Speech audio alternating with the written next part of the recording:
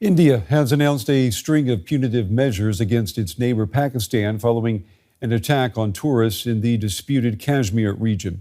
Gunmen killed at least 26 people in the Himalayan resort of Pahalgam.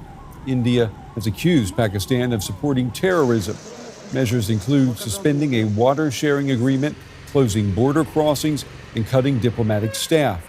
Pakistan is convening its National Security Committee to draw up a response. No group has admitted to carrying out the attack in Kashmir. The territory is claimed by both India and Pakistan. Rushing to the scene of one of the worst attacks in Indian-controlled Kashmir in years, the victims in Pahalgam are just the latest casualties of the Islamist-led separatist insurgency in the Muslim-majority region. Anti-Indian militants have been fighting for independence or a merger with Pakistan for decades. Thousands have been killed, with Indian troops often violently suppressing dissent. Both sides have been accused of human rights abuses. Some 500,000 Indian troops are stationed in the region, with militant attacks declining since Delhi's sudden and controversial move to scrap its semi-autonomous status in August 2019. India has long blamed Pakistan for the insurgency, with the suicide bombing that killed dozens of members of the security forces in Kashmir earlier that year, bringing the countries to the brink of war. Prime Minister Narendra Modi has repeatedly accused Islamabad of carrying out a proxy war over Kashmir, which Pakistan denies. The two countries have been struggling over the region since partition and independence from Britain. Pakistani tribesmen entered Kashmir in 1947. Its Hindu ruler asked for help from Delhi. That caused the first Indo-Pakistan War.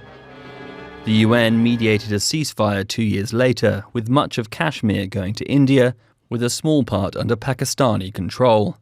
The UN urged both sides to demilitarize and allow a plebiscite on Kashmir's future, but they couldn't reach an agreement. In 1965, another war did little to change the situation on the ground, despite thousands of casualties. Since then, the border between the Pakistani and Indian-controlled regions has moved little, with the countries formalizing the frontier as the so-called line of control in 1972. Clashes have been frequent on what is now one of the most heavily militarized borders in the world. Anuradha Bhasin joins me now. She's the managing editor of the Kashmir Times. It's good to have you with us this evening. Can you describe the immediate impact of this attack on the region? The immediate impact is of grief, is of shock. Tourists have never been attacked in Kashmir throughout the last 35 years of conflict, even during the peak militancy years. And this comes as a huge shock, the scale of it, the incident, it impacts the region not only in terms of hitting its economy, but also its ethos, because Kashmiris are very proud of their hospitality and they feel that they are major stakeholders in the tourism industry, and they must look after the tourists.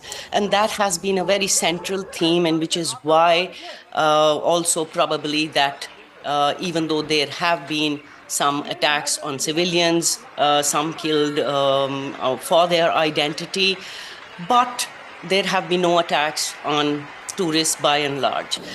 In this particular incident, it's also shocking because of the details that have come out that these tourists were singled out because of their religious community. And so there is shock, widespread shock and anger across India.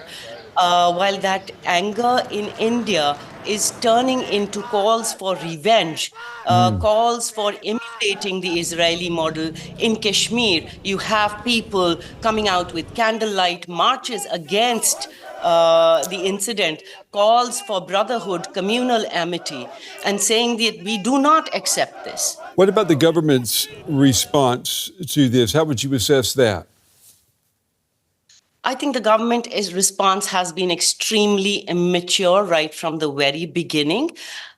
This is a security failure, and there are vital questions that we are not taking into account. The government has been talking and projecting tourism as a central theme of their narrative of normalcy, which they have been peddling since 2019, when Kashmir was, its autonomy was revoked, and it was divided into two union territories, which are now directly controlled by New Delhi. And ever since then, the government has been trying to peddle a narrative that there is normalcy in Kashmir, there is no terrorism, we have decimated all of that, and more tourists should come. And they've been wooing them to come without ensuring their protection. So it is not just a security failure, it is also a political failure.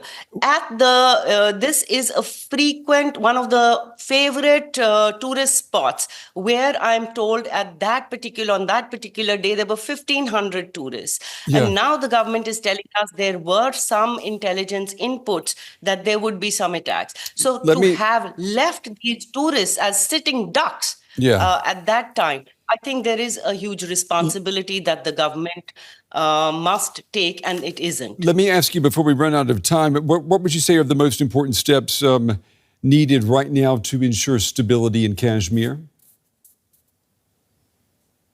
First of all, I think they should try and rein in the narrative of hate, which is being peddled through social media, through Indian broadcast media, and even the government's, some of their own functionaries of the Bharatiya Janata Party, the ruling party, the way they're talking about avenging, the way they're talking about this is the handiwork of all of Kashmir was in this, and they have together attacked these 26 to 28, killed these tourists. That kind of a narrative needs to be stopped, because such divisive politics have already hurt India a great deal. We cannot afford it anymore. Anuradha Bhasin of the Kashmir Times, we appreciate your time. We appreciate your reporting and bringing us up to date on the situation as well. Thank you.